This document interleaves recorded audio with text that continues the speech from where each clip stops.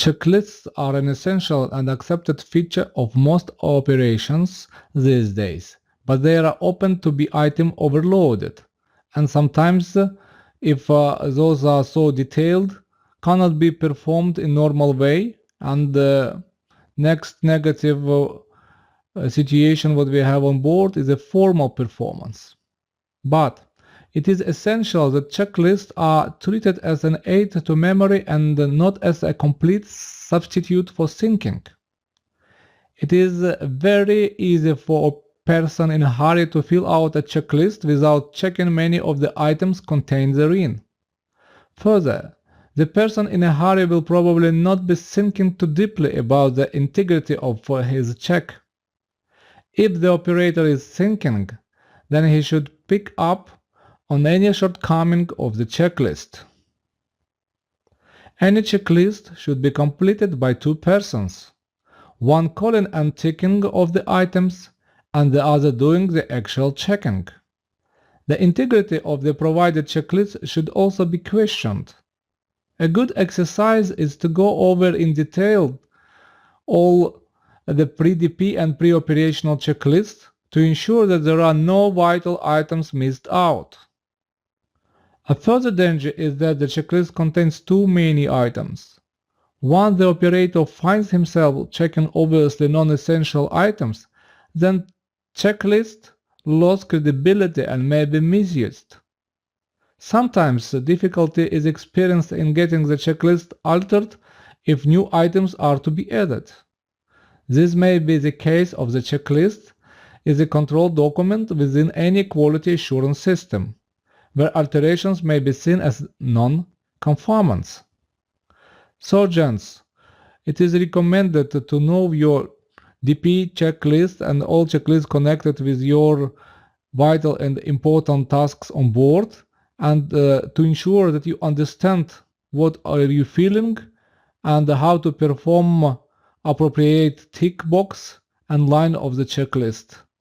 Because many guys even now continue just to tick instead to analyze and check and then tick the checked item.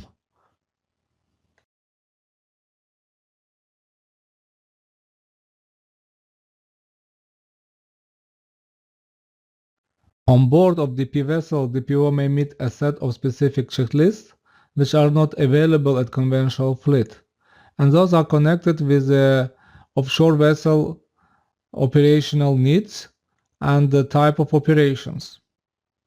Here I will give you a few examples and comments about each of them, and of course I will give you the reference to IMCA official publication which describes us the type of documents on board of DP vessel, or the type of documents which may be in use on board of DP vessel.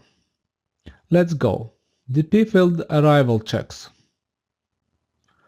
These checks should be carried out on arrival at the field. The purpose of these checks is to ensure satisfactory operation of the DP system and should include a full functional checks of the operation of all thrusters and power generating equipment and systems, auto DP and all control modes. The checks should also ensure that DP system is set up properly. Next in group is DP location setup checklist, a series of checks to demonstrate that the vessel is properly set up for the location. In particular, the satisfactory performance of the position reference system also should be analyzed. These checks should confirm that the vessel is properly set up for the working location and that the performance of the position reference systems is satisfactory for that location. These checks should take account of any limitations of the position reference systems for that location. These checks should be repeated for each change of location and normally performed by DPO on arrival to location. Engine control room checklists, a series of checks and tests that verify that the vessel setup and configuration of systems and equipment meet the requirements of critical activity mode or task appropriate mode. These checks should be carried out by the engine room staff and reported to the DPOs prior to start of operations, and at fixed periods during DP operations.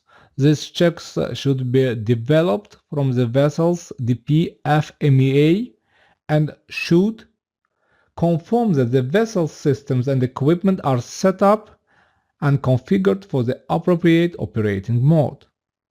It is the responsibility of engine room watch personnel to advise the DPOs at any time of any abnormalities in relevant systems or equipment that may affect DP operations. Remember that. Pre-dive checklist. A series of checks performed prior to commencing diving operations. Main and backup communication tests should be included in this process, and also bridge team should ensure that permit to dive is issued and appropriate logs are done in ship's logbook. For example, 500-meter zone checks. A series of checks and tests performed before entering the 500-meter zone of an asset in which setup mode and functions are verified and confirmed. Approval is then obtained to operate in close proximity to the asset. Main and backup communication tests should be included in this process. All vessels should undertake 500-meter checks if operations are expected inside of 500-meter zone. Only vessels engaged in support activities to remain within the 500-meter zone. The 500-meter zone is not to be used as a standby location unless required to support a specific activity. Vessel heading to be tested at the 500-meter checks to ensure that thrusters loads are acceptable, or determine whether the thruster loads are within the load limits for a SOG, for example. It is important that the vessel carries out its checks on the same heading as at the final working location. Depending on the performance and distance limitations of the position reference systems in use, the vessel's heading checks may have to be repeated at an intermediate steps between the 500-meter line and the working location at, for example, 10 meters from the working location prior to commencing work activity. Always we have to critically analyze the system parameters, and always we have to keep the sharp eye on operation in progress, especially at close proximity to the structure. Watch status or 6 hours periodical checklist. A series of checks and tests performed by the DPOs to verify and confirm the setup of the DP system prior to taking over the DP watch. The purpose of these checks is to record the status of the DP system and configuration.